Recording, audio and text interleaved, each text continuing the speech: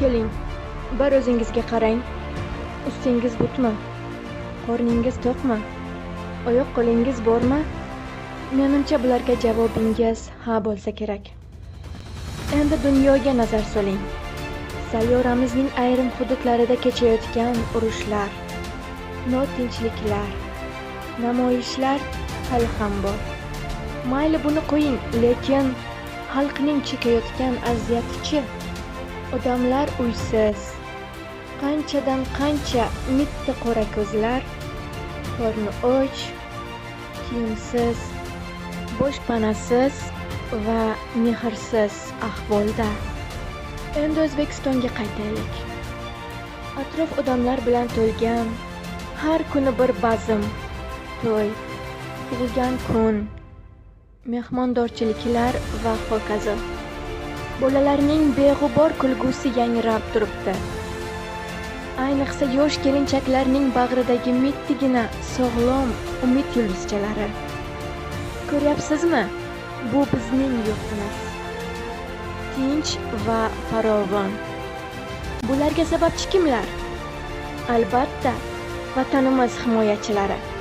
Ularning mardligi, olovdek shijoati, mag'rur lochindek yuragi, vataniga muhabbat bilan qilgan harakatlari tufayli biz shunda yashayapmiz. Bosgan izlari toshlarda qoladigan, tog' va cho'llarni hech kimga ishonmaydigan, tunlari yomg'irda o'tadigan, o'zlarida yengilmas kuch topa oladigan, qat'iyatli, shijoatli, o'riyatli, mard o'g'lonlarimiz bor ekan. Hayotimiz farovon, tinchligimiz bardavom bo'ladi. Ularning nazdida vatanni ona o'z bolasini asraganidek asrash va aka o'z singlisini himoya qilgandek himoya qilish kerak. Vatan oldidagi burchini ado etmoq uchun, bizni dushmanlardan himoya etmoq uchun jon taslim qilgan qahramonlarimiz ham anchagina. Yurt tinchligi uchun hatto o'z oilasidan yiroqlashib, hayotini xavfga qo'yib, yurgan yo'lida tog'ni ham talqon qilib, kerak bo'lsa jonini fido qilib, dushmanni o'tda kuydiradigan ham ular. Bizning mana shunday jasur va mard yigitlarimiz bor ekan.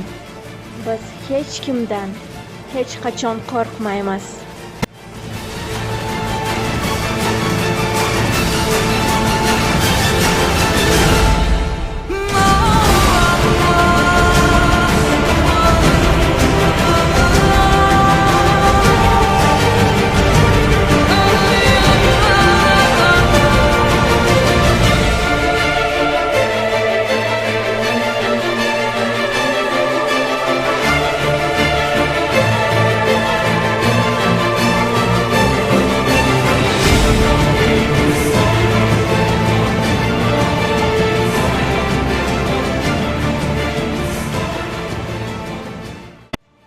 Bizning baxtimiz sizlarning qo'lingizda. Xizmatingiz buyuk biz uchun. Zaminimiz qalqonlari. Sizlarga sinmas kuch, so'nmas ishtiyoq, kuchli muhabbat va ulkan g'alabalar tilab qolamiz. Bayramingiz muborak bo'lsin.